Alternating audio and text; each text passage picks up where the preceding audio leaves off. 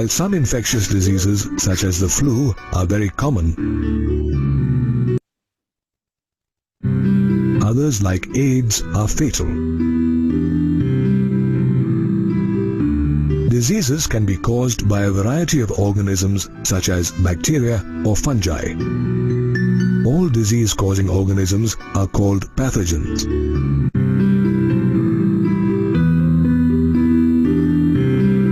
By that definition, all parasites are pathogens since they harm their host by living off them. Pathogens enter our body through various means, adapt to the environment inside the body, and multiply inside. They then interfere with normal bodily functions, causing either morphological or functional damage. Some common pathogens are bacteria, viruses, helminths, and fungi. Chapter is regarding diseases. So first we will actually we have come across so many hypotheses which were prevalent before the time when there was no such means to identify or to see microorganisms and tests and all that. So at those times the people were believing that there are the people with black bile, like no, they usually have the temperament of high temperatures and fever, and they carry these diseases.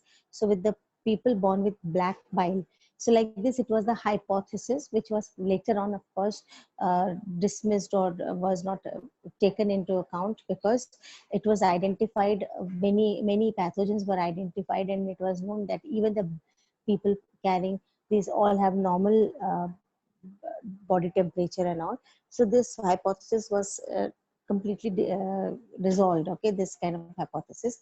And then later on, the whole this WHO has given the definition for what is health, okay, what definition of health WHO has given, and that says that a person who is having who is physically, socially, mentally, emotionally healthy, and they are known as actually fit. When they are physically, mentally, emotionally, socially, when they are fit, they are known as what do you call it, health or healthy, okay. And basis of that, how the see, disease can be divided into many various kinds, but in a very broader perspective, when we divide disease, it is only of two types.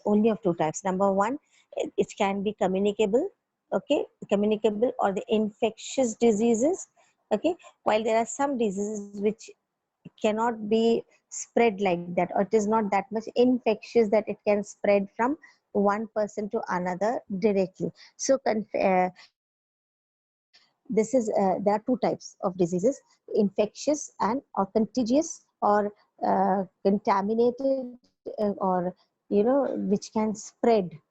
That is, we call it as communicable diseases, while non-communicable diseases.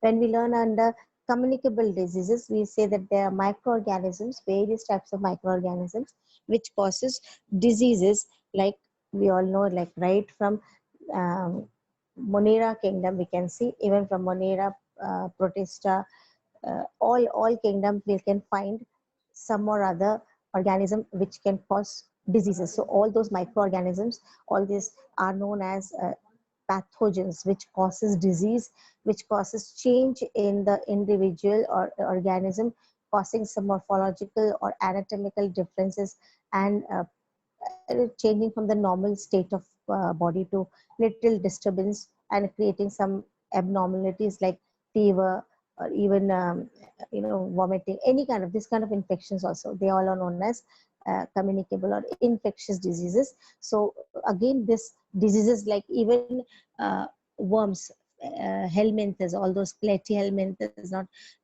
or roundworms like Aschelminthus, they are like parasites. These parasites are host. Sometimes it is dog, sometimes it is animal, human, sometimes it is plant.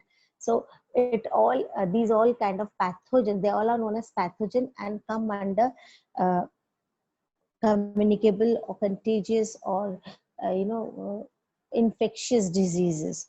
Okay, of course, further we'll be learning into categorically, we'll be learning diseases caused by bacteria, diseases caused by virus, protozoans, and even helminths, that's worms.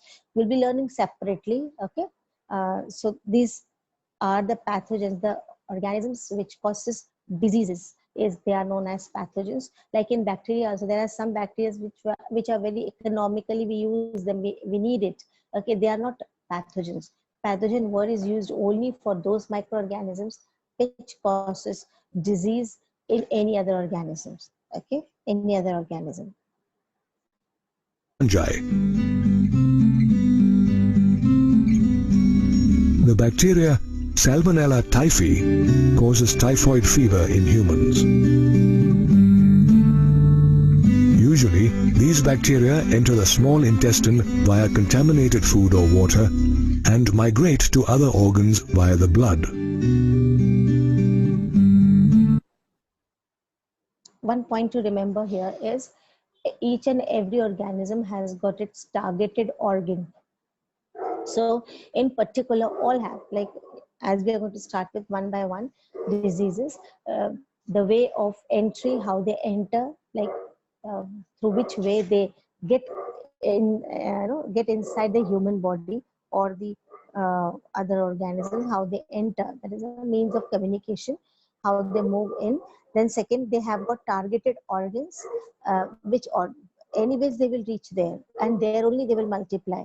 So and then the symptoms followed by the medications, cure, as well as for each we'll be learning, each will be learning even the what you call it, prevention, cure, and medication. Everything will be learning under each topic. So what the point to be remembered is each pathogen has got a way how it comes in and which organ it targets.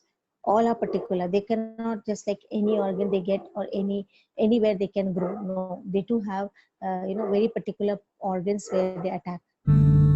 Did you know that Typhoid Mary is a classic case in medicine, where a professional cook called Mary Mallon caused several typhoid outbreaks through the food she... We are learning with the first type of disease from which is caused by a bacteria known as Salmonella typhi. Okay, about it we are talking about, and what you understood till now is Salmonella typhi attacks the which organ? Which organ? If you have heard. Prepared. Small intestine.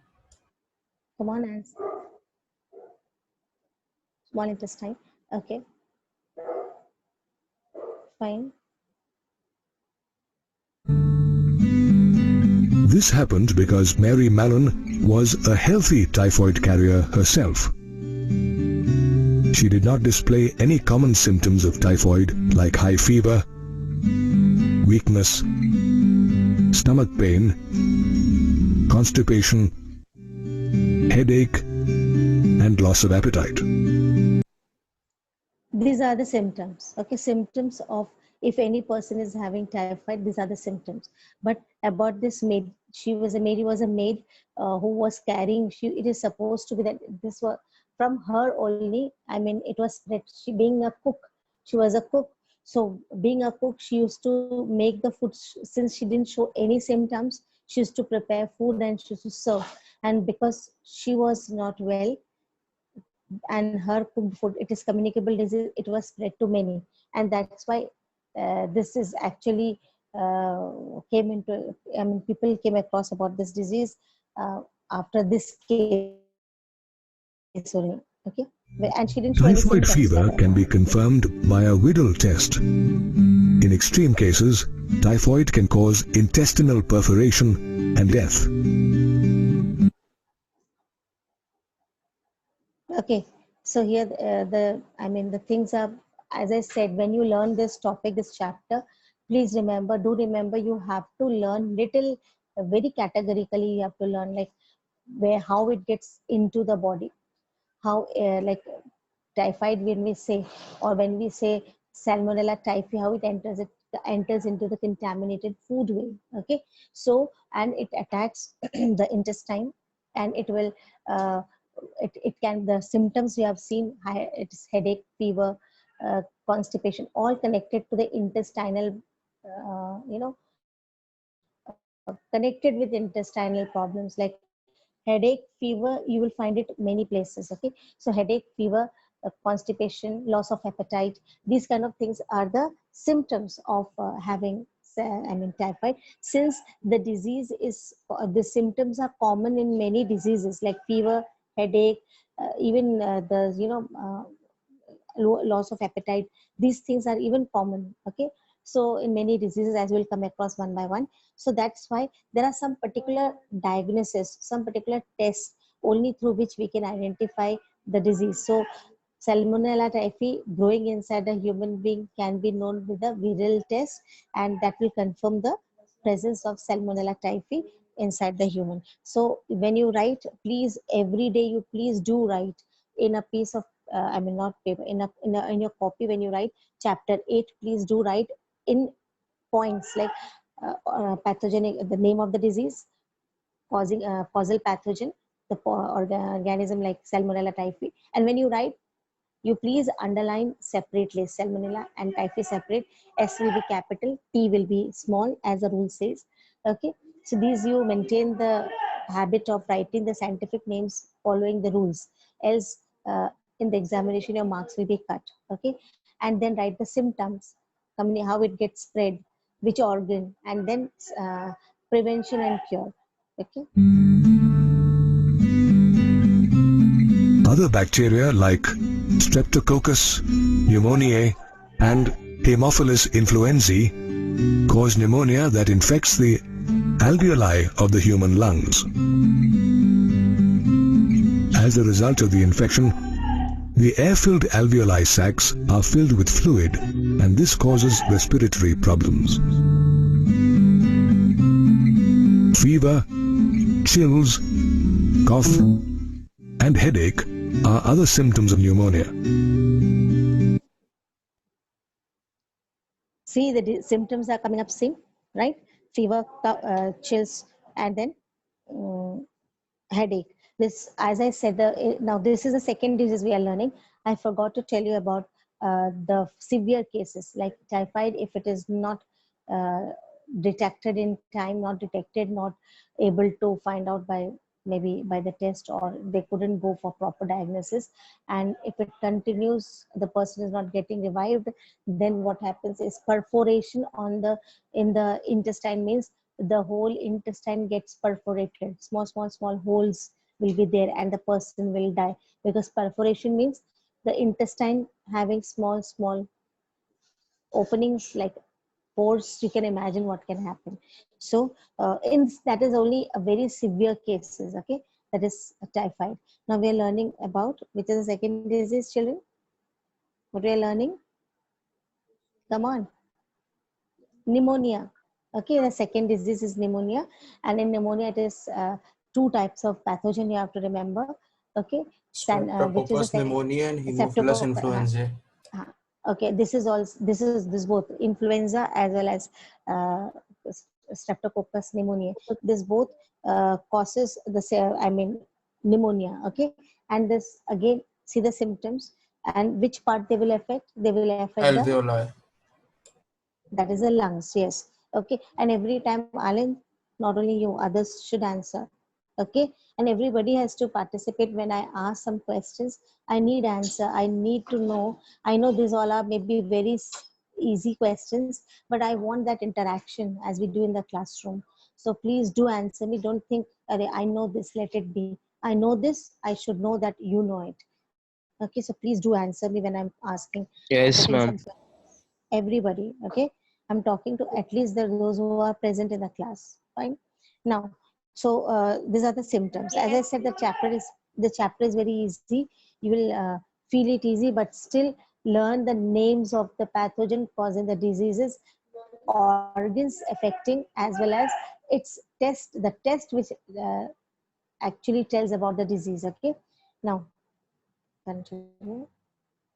Sometimes in severe cases, the lips and fingernails turn grey to blue in color.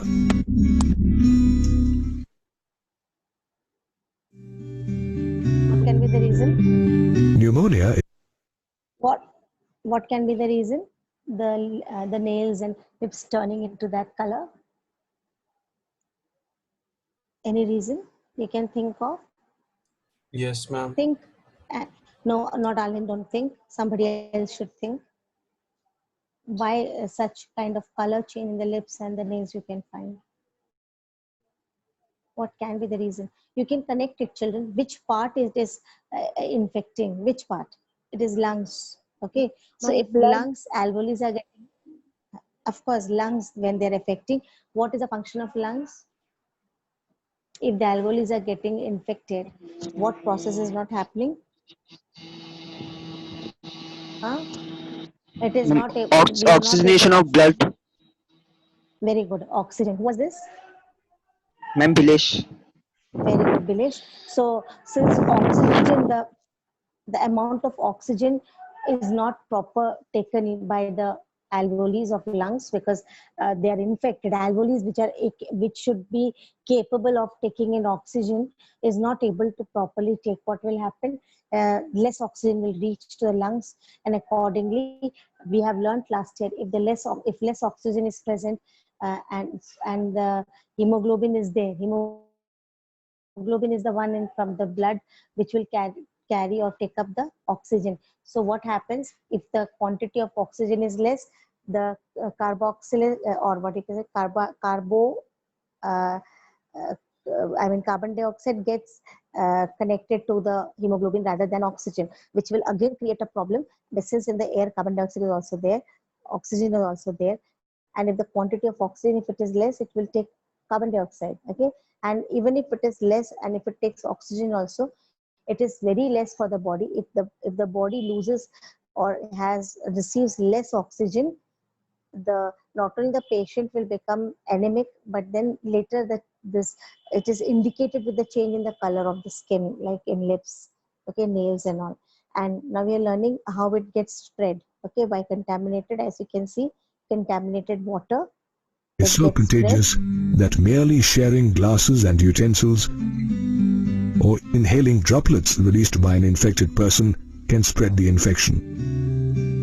That merely sharing glasses and utensils or inhaling droplets released by an infected person can spread the infection. Okay, from one, it's a form of droplets. That's why when any person is sneezing or coughing, you don't know what you're carrying inside pathogens with you. So some basic ethics are there, some kind of behavior we should maintain, that whenever we sneeze or we cough, we have to keep one handkerchief so that it may not spread to others, because there is droplets which you cannot even feel that it may come out.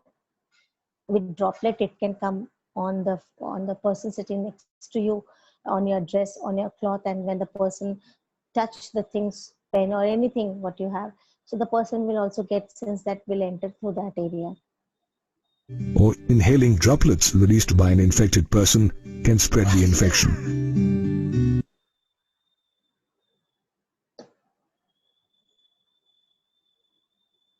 Dysentery, plague, and diphtheria are other diseases caused by bacteria.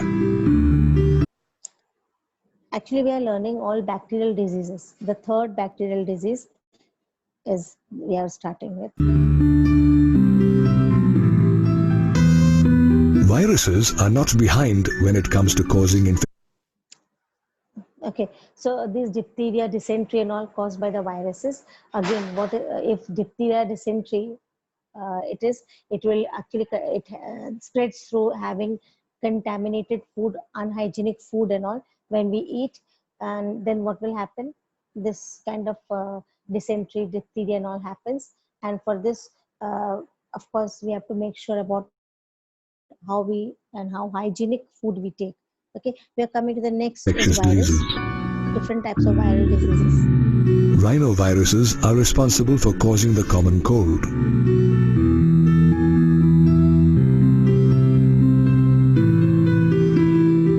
Did you know that the common cold is one of the most commonly infected human diseases?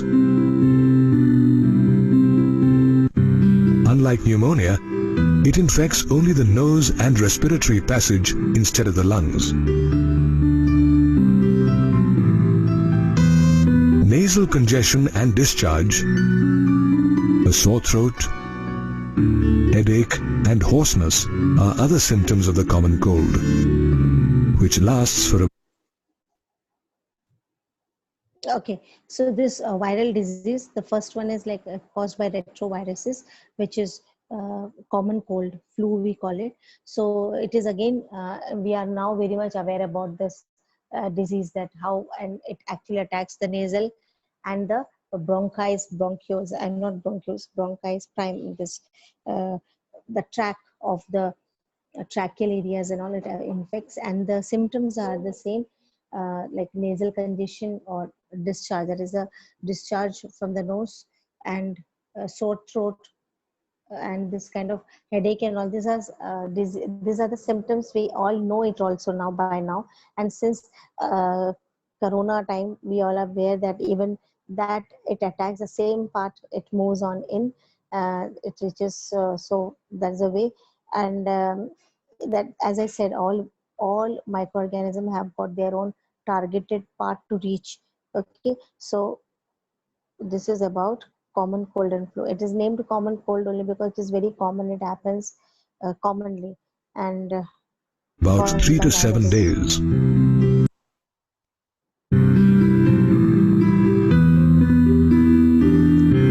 During this time, the disease can spread by inhaling droplets from a cough or sneeze of an infected person, or through contaminated articles of the infected person, such as pens, books, doorknobs, computer keyboards, and other similar objects. Helminths like Ascaris and Wuchereria. Now we have entered the third one, bacterial diseases. Coming to next was viral diseases. In virus, the things are common, like if we are learning about common cold and cough, flu, and we say, as we have learned in the bacterial disease, one of them, that is this pneumonia, we have learned that it spreads with droplets. So articles what you touch, it can be on the glass, anywhere, what after. So the basic thing we have to remember in these any communicable diseases, what we are practicing now. Okay, the things, what if you are having cold cough, you must have some kerchief too, so that handkerchief, so that you can not spread it to another person. Well, now we are moving into the helminths. Helminths means all different sorts of worms. Okay, helminths, which may basically comes from Aschelminthus, that is a roundworms. Most of the diseases, okay, they are pathogenic. So helminths means platyhelminths. We're talking about the which phylum, platyhelminthus. Very rare, very less it is, but most of the Aschelminthus you'll find diseases, Are also roundworms, responsible for causing pathogenic. pathogenic diseases in human beings.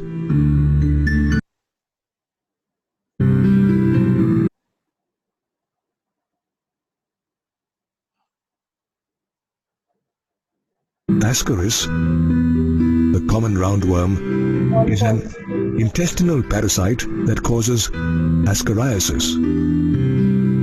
It is characterized by internal bleeding, muscular pain, fever, anemia, and blockage of the intestinal passage.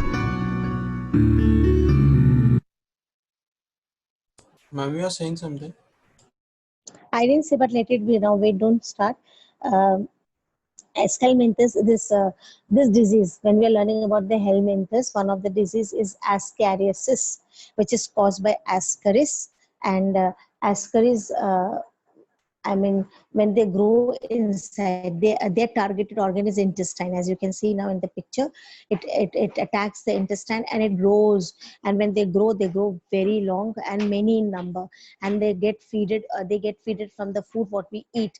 So they multiply very soon if we don't take deworming medicines monthly, in a year, how it is for deworming the body from all those kind of worms. This kind of worms grow. Basically, in children, it is seen a lot because they don't take care in the mud, their hands, they don't take care of their hygiene. So, the symptoms, if you see, they are the normal internal bleeding. It happens if it is too much. internal bleeding can happen because they are feeding on the intestine, inside the intestine, and they knock it, they keep themselves attached with the suckers and hooks. They are attached in the body. So it's sometimes too many, if they grow, it will cause even internal bleeding. Muscular pain will be definitely the fever. Anemia means whatever we are eating, it is taken by them, so the raw material is getting missing. And when they grow too many, when they grow, they even causes blockage of intestine. Okay. And about this only one video I was talking to you regarding. Okay.